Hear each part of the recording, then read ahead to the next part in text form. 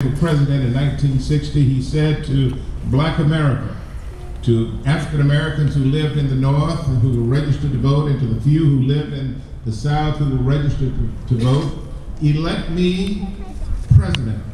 Elect me, John F. Kennedy, president, and if you would do that, I will make sure that America will get a strong civil rights bill. President Eisenhower had tried it in 1957 and it didn't work. Kennedy said, elect me and I will make it happen. And the African American community believed in President John F. Kennedy and helped catapult him to the White House.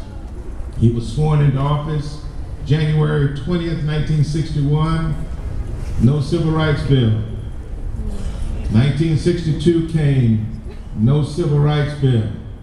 And by this time, the 6 black civil rights leaders in this country, including the youngest one, John Robert Lewis, became very agitated that the president was reluctant to put forth a civil rights bill, and they went to the White House and met with President Kennedy, and President Kennedy said, yes, I still believe in strong civil rights, but I've got to deal with Cuba, I've got to deal with Khrushchev, I've got to deal with the race to the moon, I've got the war on poverty that I want to roll out, and we are going to get around to civil rights, but now is not the time. And that's when John Lewis and Floyd McKissick and Roy Wilkins and Whitney Young and other, and A. Philip Randolph and Bayard Rustin and other African American leaders assembled together and said, we are going to demonstrate to President Kennedy that the time is now for a civil rights bill. And this was the youngest of the 6. And they organized the massive 1963 March on Washington that all of you know so very well. John Lewis is the last survivor of the speakers that day who spoke at the monument at the March on Washington. A few days before the march took place, President Kennedy summoned this man to the Oval Office. He summoned the other leaders and said, I get it. I understand what you're saying. I understand the urgency. If you would just work with me, I'll go ahead and introduce the Civil Rights Bill and get this thing moving. And these 6 men retired to the upper room and they looked at each other and they tried to figure out, well, if we call off the march and the president doesn't do it and doesn't get it passed, we will look insignificant as leaders. However, if we go on with the march and there's a huge backlash among white Democratic Southern senators, we may not get this thing passed at all. And so they were in an intractable dilemma. And I am told that this man was advocating in all of those meetings that we go forward with the August 28, 1963 March on Washington, and I'm so glad that he did. Yeah. After the March on Washington made the statement that he did, and the 4 little girls were bombed in Alabama and all of that trauma, and after John F. Kennedy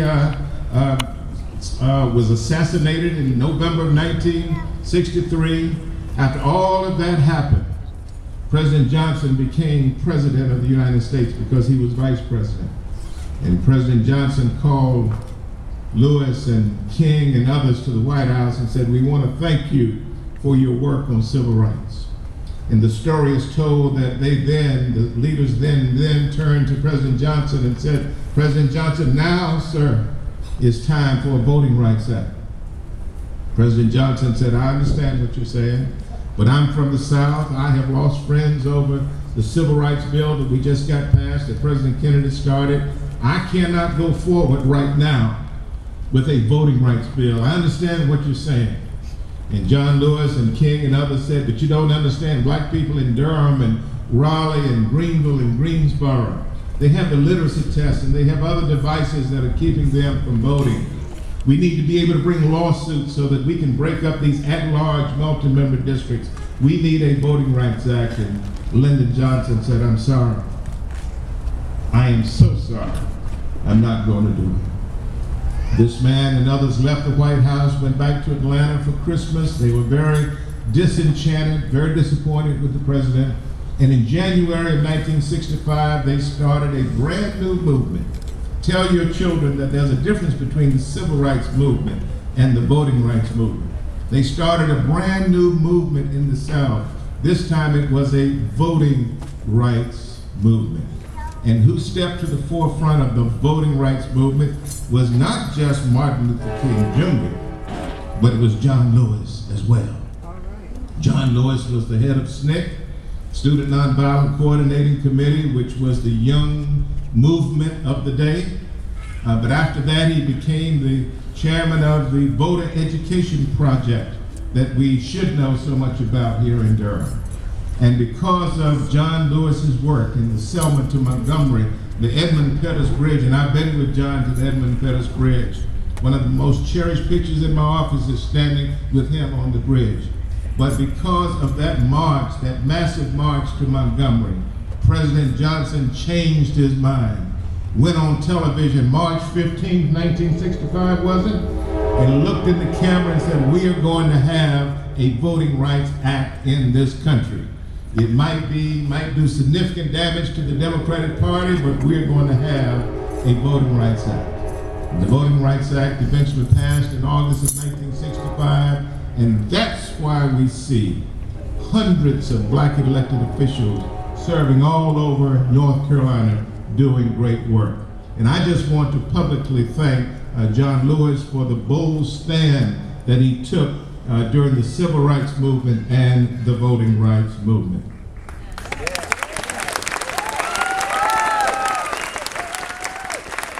I really didn't know John Lewis before I got elected to Congress. Like many of you, I saw him from a distance. I would see him at public gatherings, shake his hand, but he didn't know me from anyone, but I have really gotten to know him over the last 10 years.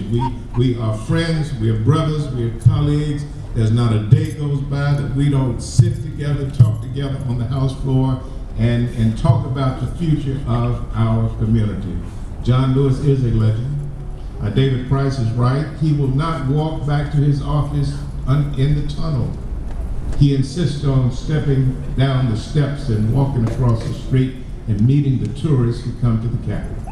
Finally, I will tell you one final story, and then I will introduce or present John Lewis to you. But do you remember when Obamacare, or the Affordable Care Act, was being debated? Yeah. And we all thought it was going to pass rather easily, and we went home for the August recess to find the Tea Party waiting for us at home.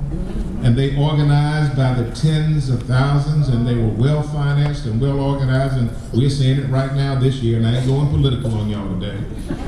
But the Tea Party organized, and they came to Washington, and we walked out on the balcony of the Capitol, and we could see nothing but thousands of Tea Party protesters standing there waiting for us to walk off of the House floor. The Capitol Police rushed over to us and said, Congressman, don't go outside. Your life could be in danger. I want you to go down the steps and into the tunnel and back over to your office buildings. And this man, against the advice of his chief of staff and my chief of staff, but those of us who serve in Congress who came out of the struggle, we understood. We said, let's do it. And we walked right through the Tea Party, walked back to our office, and now we have the Affordable Care Act. Ladies and gentlemen, let's give a warm welcome to Congressman John Lewis. God bless you, John Lewis.